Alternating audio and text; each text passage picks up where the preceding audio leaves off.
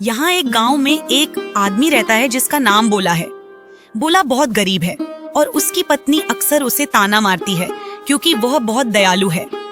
उसकी पत्नी को लगता है कि उसकी इस भलमन साहत का लोग फायदा उठाते हैं और उसे बेवकूफ बना देते हैं। ना अंडे हैं ना दूध, ये नाश्ता कहाँ से बनाऊं? क्या इन्हें लगता है कि सब कुछ हवा से आ जाता है?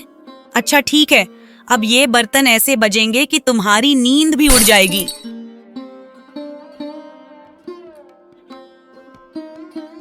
उठो भी, कौन सा सपना देख रहे हो? नाश्ते के बिना पूरा घर भूखा बैठा है और आप अभी भी सो रहे हो। उठ गया हूँ, अब खुश हो? सुकून मिला? मैं इतना अच्छा सपना देख रहा था।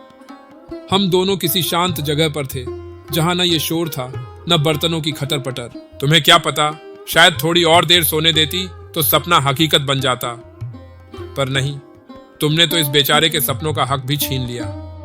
वाह वाह, क्या बात है, सपना हकीकत बन जाता। बोला राम, अपनों की दुनिया से बाहर आओ। घर में एक दाना भी नहीं है खाने को और तुम आराम से सो रहे हो। क्या तुम्हें कभी यह एहसास होता है कि मैं भी थोड़ी सुकून की लायक हूँ? अच्छा बताओ क्या करूं? मुझे आजकल कोई काम नहीं मिल रहा। बोलो तो चोरी करना शुरू कर दूं क्या? बताओ क्या करूं? तुम्हारे सामने हूं, तुम्हारी तकलीफें देख रहा हूं, लेकिन कुछ समझ नहीं आ रहा कि तुम्हारी मदद कैसे करूं। मैं जानता हूं कि तुम्हारी मेहनत और दुखों का कोई विकल्प नहीं, लेकिन दिल में बहुत दुख है कि मैं तुम्हारे लिए कुछ नहीं कर पा रहा। अरे खुद को बेचने की बात तो बाद की है। जो बाहर बकरी है उसे बेचकर कुछ सामान लेकर आ जाओ ताकि बात बन सके। हाँ हाँ, अब उस बकरी पर नजर है तुम्हारे, क्या बात है। लेकिन अगर तुम यह चाहती हो तो मुझे पता है कि मेरे पास कोई और रास्ता नहीं है। वह हमारा आखिरी और एकमात्र सहारा था। ठीक है, मैं उसे बेचने जा रहा हूं। हे मेरी प्यारी बकरी, अब तुम्हें बेचने का वक्त आ गया है। अफसोस, तुम ही मेरी आखिरी सहारा थीं, लेकिन मुझे तुम्हें बेचना पड़ेगा ताकि अपनी पत्नी की भूख शांत कर सकूं। बोला अपनी राह पर चलता रहा। वह इतना दयालु था कि उसके पास खुद के लिए कुछ भी नहीं था, फिर भी वह हमेशा दूसरों की मदद करने की कोशिश करता था। यही कारण था कि लोग उसे एक मूर्ख मानते थे, क्योंकि वह कभी अपनी जरूरतों के बारे में नहीं सोचता था, बस हमेशा दूसरों की मदद में लगा रहता था। उस दिन भी कुछ ऐसा ही हुआ। गांव के एक अमीर आदमी ने, जिसने शहर से बहुत सारा सामान मंगवाया था, वह भी बोला का इंतजार कर रहा था, एक मुफ्त के नौकर का। अरे मेरे धर्म पत्नी, क्यों फिक्र कर रहे हो? या सारे बैग्स में रखवा दूंगा गोदाम में। अरे मुफ्त का नौकर है हमारे, सबका शुभ चिंतक बोला राम। जैसे ही आदमी बोला के बारे में बात कर रहा था, उसी पल बोला वहां से गुजर रहा था। अमीर आदमी ने उसकी चाल को देखा और बहुत खुश हुआ कि उसे ऐसा मूर्ख आदमी मिला, क्योंकि वह उसी का इंतजार कर रहा था। अरे भला, कहाँ जा रहे हो? मैं तुम्हें ही याद कर रहा था। लगता है तुम बकरी को चरा रहे हो। अरे भला, मुझे तुम्हारी मदद की जरूरत है। मैं बहुत थक चुका हूँ। क्या तुम मेरी मदद कर सकते हो? क्या तुम सारे बैग गोदाम में रखाओगे? अरे क्यों नहीं, क्यों नहीं जमींदार साहब, मैं अभी रख देता हूँ या गोदाम में। दरअसल मैं अपना काम से जा रहा हूँ, लेकिन पहले मैं आपकी मदद करता हूँ।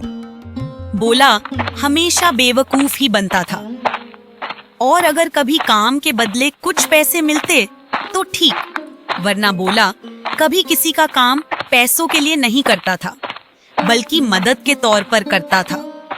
इस दिन भी बोला सारा दिन उस अमीर आदमी का सामान देता रहा और बहुत थक गया। उसका सारा सामान गोदाम में रखने के बाद वह चुपचाप वहां से चला गया।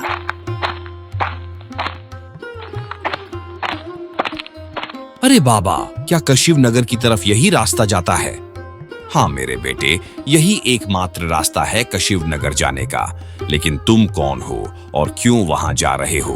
अरे बाबा, मैं वहां अपने काम के लिए जा रहा हूं, क्योंकि मैं अपनी बकरी कशिव नगर की मार्केट में बेचना चाहता हूं और वहां मुझे अच्छी कीमत मिलेगी।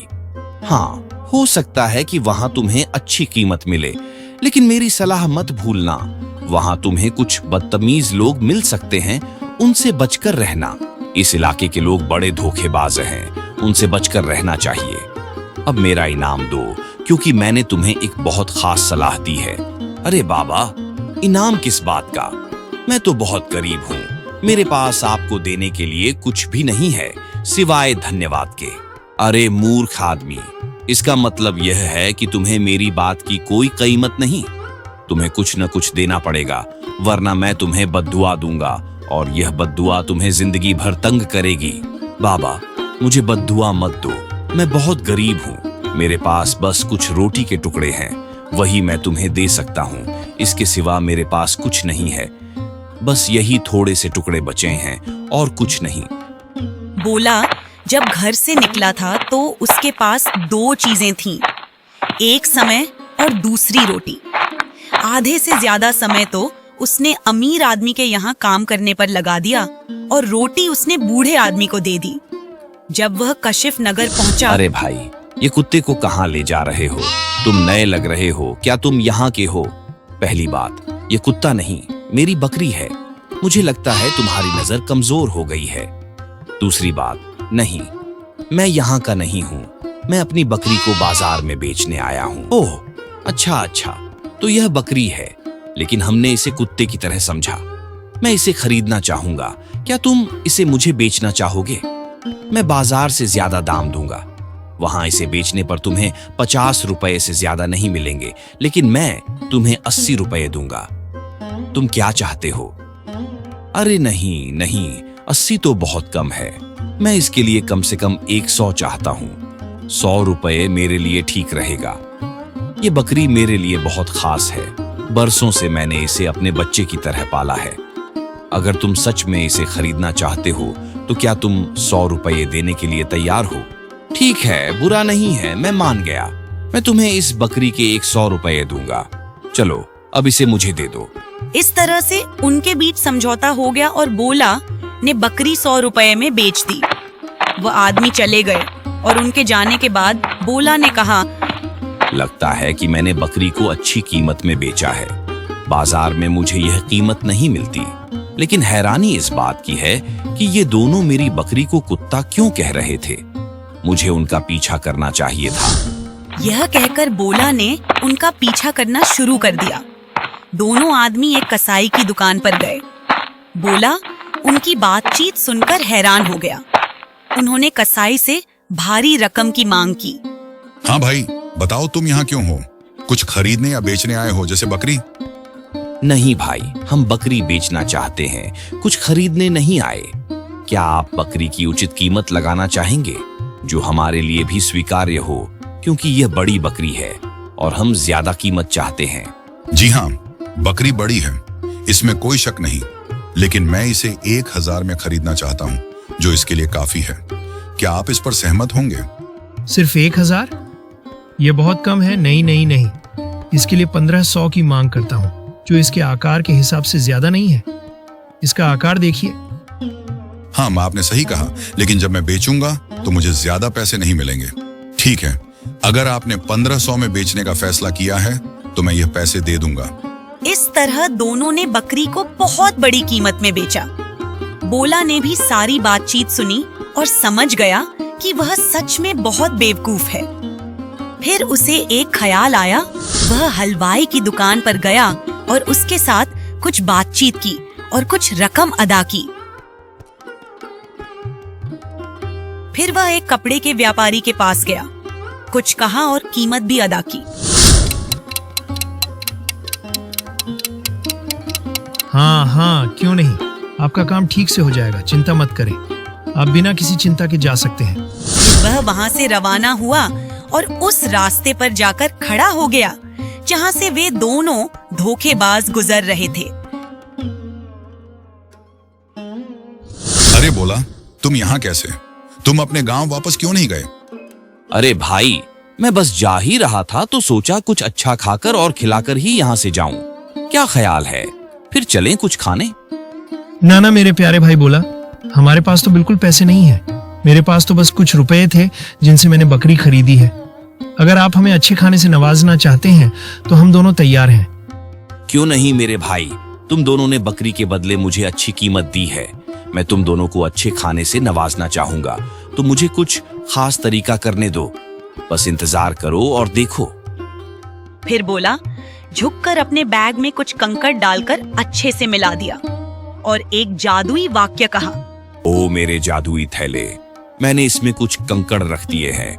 जब मुझे तुम्हारी जरूरत हो तब अपना जादू दिखाना। अरे भाई, क्या कर रहे हो और क्या कह रहे हो? क्या तुम्हारा दिमाग खराब हो गया है? अरे नहीं नहीं, तुम ये कभी नहीं समझोगे। आओ पहले कुछ खाते हैं, फिर मैं तुम्हें अपने थैले का जादू दिखाऊंगा। तब तुम्हें पता चलेगा कि ये कैसे काम करता है और कितना जादुई है।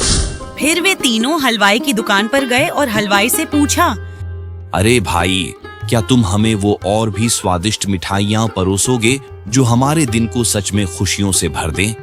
वो मिठाइयाँ जो हर कौर के साथ दिल को खुशी से झूमने पर मजबूर कर देती है और जो हमारी सारी थकान और परेशानियां पल भर में दूर कर देती है। जी हाँ, बिल्कुल, क्यों नहीं। मैं आपको वो सारी लजीज और बेहतरीन मिठाइयाँ जरूर परोसूंगा जो आपके दिन को न सिर्फ खुशियों से भर देंगी, बल्कि वो मिठाइयाँ होंगी जो आपकी सुबह को भी खास बना देंगी। वो मिठाइयाँ जो हर काटोरी में खुशबू से आपके दिल को सुकून और ताजगी दे देंगी और एक ही कौर में आपकी सारी थकान और परेशानियां जैसे उड़ जाएंगी। वो सब खाकर खूब मजे ले रहे थे कि अचानक हलवाई ने पैसे मांगे। भाई, आपने मिठाइयां तो पेट भर के खा ली हैं, अब उनका हिसाब देने का वक्त आ गया है। तब बोला ने अपना हाथ अपने बैग में डाला और कहा, जादुई थैला, अपना जादू दिखा और मुझे सोना दे।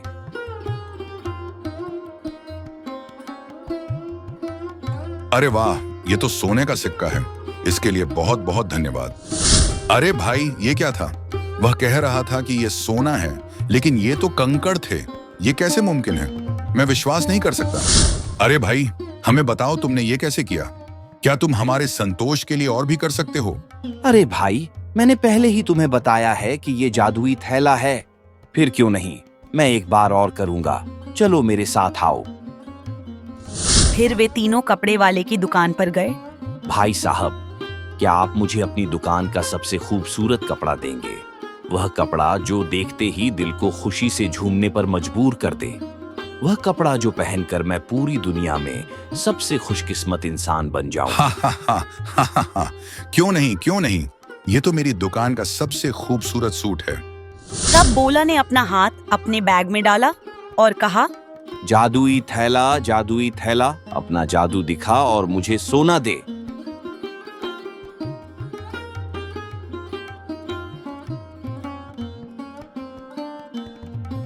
अरे वाह, ये तो सोने का सिक्का है। इसके लिए बहुत बहुत धन्यवाद। फिर दोनों लड़के हैरान हुए और फैसला किया कि वे हर कीमत पर यह थैला हासिल करेंगे। अरे भाई, क्या आप ये थैला बेचना चाहेंगे? हम इसे हर कीमत पर खरीदना चाहते हैं। क्या आप हमें देंगे? अरे भाई, मुझे इस पर सोचना पड़ेगा। ठीक है, मैं इसके लिए 5,000 लूंगा। क्या तुम दोनों के पास हैं? और तुम दोनों के पास आपस में फैसला करने का विकल्प है। नहीं, हम पहले ही फैसला कर चुके हैं। हमें फिर से सोचना नहीं है। हमारे पास इतनी बड़ी रकम नहीं है, लेकिन हम किसी और से उधार ले लेंगे। फिर दोनों ने किसी से उधार लिया और बोला से वह थैला खरीद लिया। बोला के जाते ही दोनों ने फैसला किया कि वे और मिठाइयाँ खाएंगे, क्योंकि उनके पास जादुई थैला है। तो वे हलवाई की दुकान पर चले गए। अरे भाई हलवाई, हमारे लिए 2 प्लेट मिठाइयाँ तैयार कर दीजिए। हमें आपकी दुकान की सबसे बेहतरीन मिठाइयाँ चाहिए और कुछ घर के लिए भी पैक कर दीजिए। जी हाँ, बिल्कुल। मैं आपके लिए सबसे बेहतरीन मिठाइयाँ तैयार करता हूँ और कुछ घर के लिए भी पैक कर देता हूँ। जब उन्होंने पेट भरकर मिठाई खा ली तो हलवाई ने उनसे पैसे मांगे। उन्होंने वही जादुई मंत्र बोला और हलवाई के काउंटर पर कुछ कंकड़ रख दिए ताकि उसका प्रतिक्रिया देख सकें। हलवाई को बेहद गुस्सा आया और वह गुस्से में चिल्लाने लगा, तुमने मेरी इतनी महंगी मिठाइयाँ खा ली और अब जब मैं तुमसे पैसे मांग रहा हूँ तो तुमने मेरी मेज भी गंदी कर दी। मैं तुम दोनों को नहीं छोड़ूंगा। फिर उसने उन्हें उग्र होकर पूरी ताकत से मारा। और दूसरी ओर बोनला फिर से अपनी बकरी खरीदने गया, क्योंकि अब उसे बड़ी रकम मिल गई थी और वह उस समय एक समझदार आदमी बन चुका था।